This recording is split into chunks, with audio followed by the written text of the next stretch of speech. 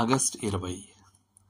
మీరు శిక్షను సహించిన ఎడల కుమారులని దేవుడు మిమ్మును గూర్చి సాక్ష్యమిచ్చుచున్నాడు. తండ్రి శిక్షింపని కుమారుడెవడు? హెబ్రీయులకు రాసిన పత్రిక 12వ అధ్యాయం 7వ వచనం.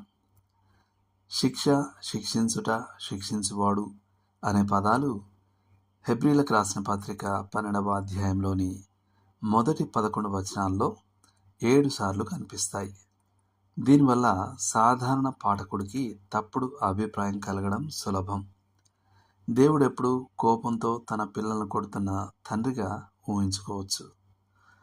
ఈ అపోహ శిక్షను కేవలం దండనగా భావించడం వల్ల తలెత్తుతుంది. క్రొత్త నిబంధనలో శిక్షకు అంతకంటే చాలా విస్తృతమైన అర్థం ఉందని తెలుసుకోవడం గొప్ప ఉపశమనం. దాని అసలు అర్థం పిల్లల శిక్షణ మరియు ఒక బిడ్డను పెంచడంలో చేరి ఉన్న తల్లిదండ్రుల అన్ని కార్యకలాపాలు.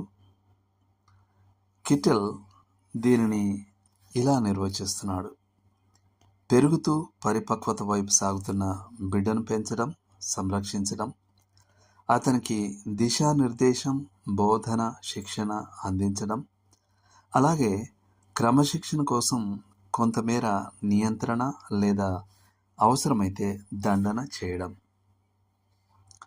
హెబ్రీలకు ఈ పత్రిక రాయబడినప్పుడు ఆ క్రైస్తవులు హింసను అనుభవిస్తున్నారు.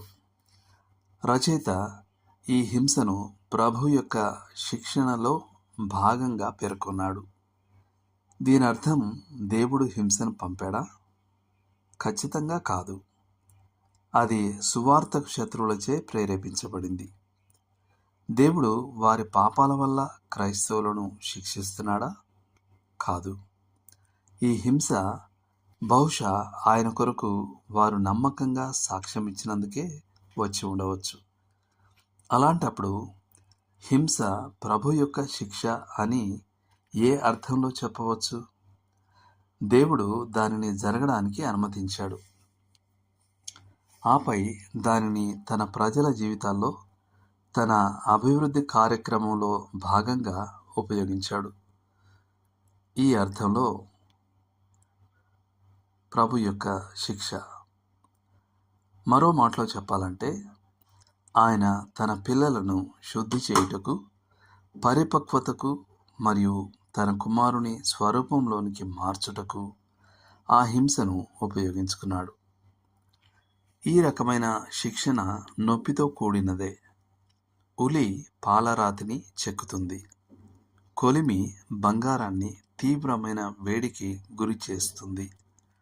కానీ మనిషి ముఖం పాలరాతిలో కనిపించినప్పుడు మరియు బంగారం మాలిన్యం నుండి శుద్ధి చేయబడినప్పుడు ఇదంతా అప్పుడు అర్థమవుతుంది.